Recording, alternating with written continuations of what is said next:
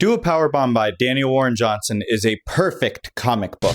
Now, can I prove that this book is perfect? No, but I can give a lot of reasons to say that this book is very well done and in a way that no one is really talking about. I want to talk about a very specific aspect of this book that makes it, in my opinion, perfect, and that is the pro wrestling aspect, but not in the way everyone talks about. I would never recommend this book to a WWE fan. Who I would recommend this book to is someone who watches indie wrestling in New Japan. Now, before I get into all the wrestling stuff, let's talk comics, because comic books and pro wrestling have a lot more in common than you would think. To show their similarities, I made a little table I call the tricks of the trade. The foundation of pro wrestling is action, so I would give a check mark there. For comic books, most comic books are action-oriented, so definitely check mark.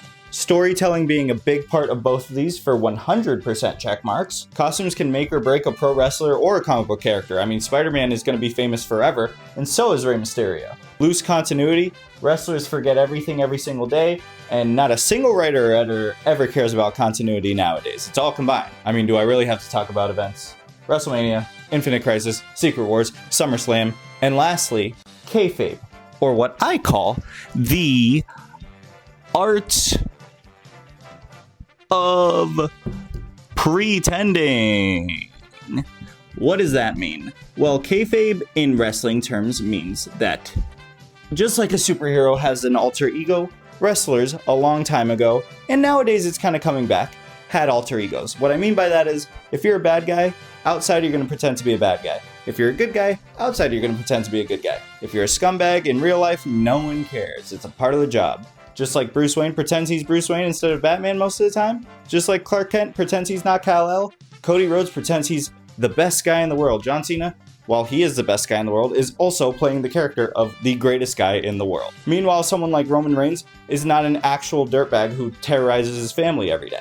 Daniel Warren Johnson's love of pro wrestling definitely didn't start with WWE. He says as much in the first page of the trade paperback of Do a Powerbomb, where he says, in 2018, after the birth of his daughter, he was up late, as he is with a baby, and he caught the G1 climax of New Japan in 2018. I think the specific match was Kota Ibushi versus Tomohiro Ishii.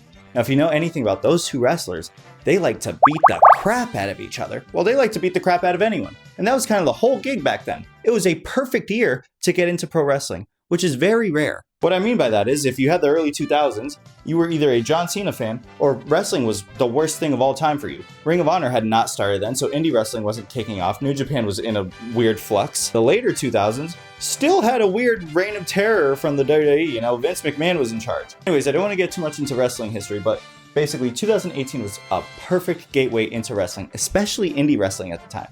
You had the Golden Lovers and the Elite storyline. The Golden Lovers consist of Kenny Omega, Daniel Warren Johnson's favorite wrestler, I'm going to go out on a limb and say that, and Kota Ibushi, who is one of the best wrestlers of all time. These dudes have had a rivalry that's also like a love story for the last 25 years, and it's still not done, and it will never finish. But at the same time as that, Cody Rhodes is basically playing a Homelander menace, trying to kill these people, who are on his team, by the way. Kenny Omega is a teammate, and every day Cody Rhodes is looking out of the corner of his eye like, I want to murder you. At the same time, you still had the Omega and Okada rivalry happening. I think their 2 out of 3 Falls match had just happened, which is one of the greatest matches of all time. Like, if you're going to watch wrestling for the first time and you caught those matches, you'd be like, this is the best thing I've ever seen in my life. The way these dudes attack each other, which if you keep that in mind and look at the frenetic pacing and writing and art style of Daniel Warren Johnson, you kind of pick up what I'm putting down. Now, what I mean by reign of terror is WWE has just had a lot of moments where it's not watchable at all. At the time, Brock Lesnar was just running rampant. He had a reign of 504 days as the champion, and no one liked it.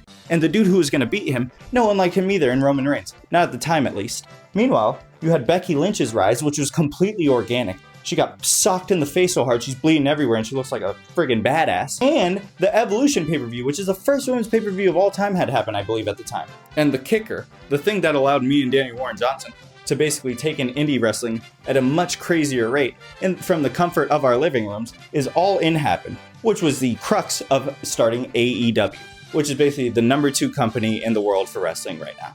Why does any of this pro wrestling history matter? It matters in the context of why Daniel Warren Johnson fell head over heels in love with this sport.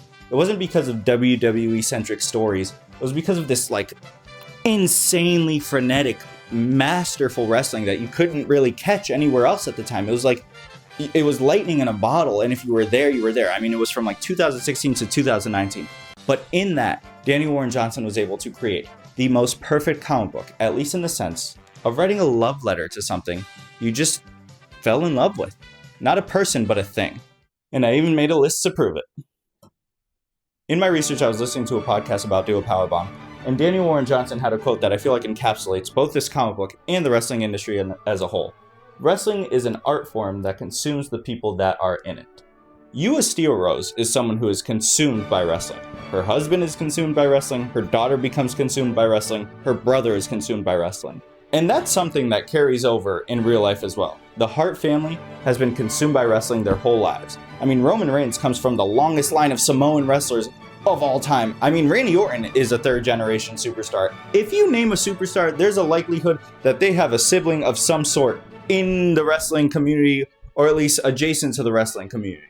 But that quote shows such a respect for pro wrestling, such an admiration in the sense that, like, you really have to care about it to even know something like that. And Daniel Warren Johnson does such a good job of showing how much he loves pro wrestling, but also respects it enough to, like, not tell the audience exactly what they're reading. To start off, what I mean by that is Ewa Steel Rose is someone who is immediately shown to have something called fighting spirit. Now, fighting spirit is not something talked about in the book, but it's talked about a lot in Japanese wrestling, where it's basically you just have this energy in you.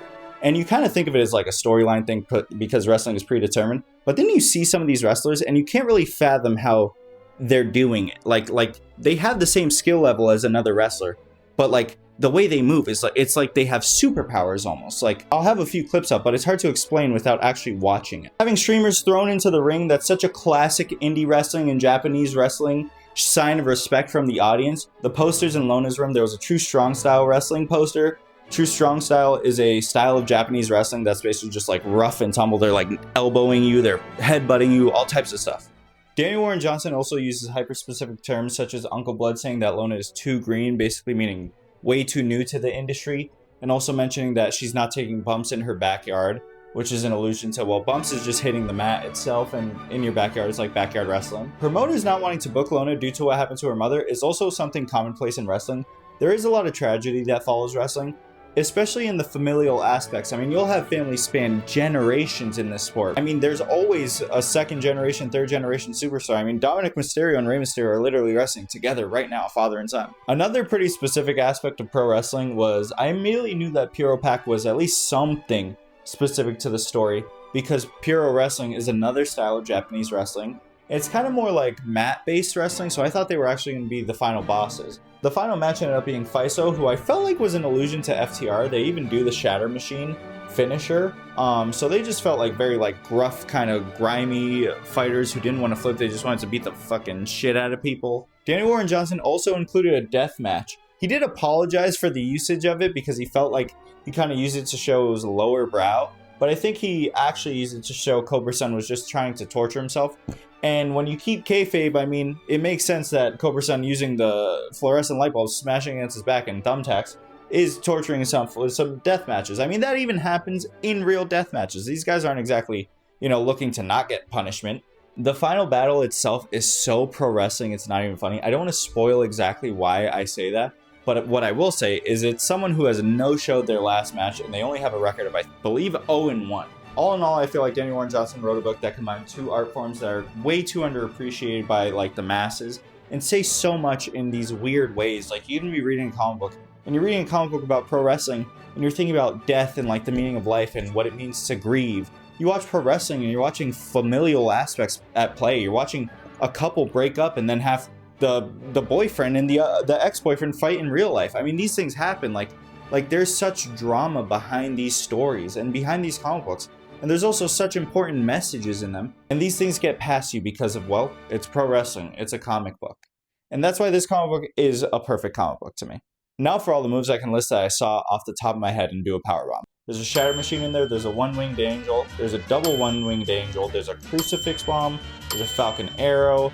There's a lariat, there's a rainmaker, there's a tope con hilo, there's a tope suicida, there's a shooting star press, there's a shooting star press off the top rope onto the crowd, there's a elbow drop, there's a V-trigger, there's a German suplex, I think there's a tiger driver in there, there's definitely a pile driver in there, there's a curb stomp, there's a coup de grace in there,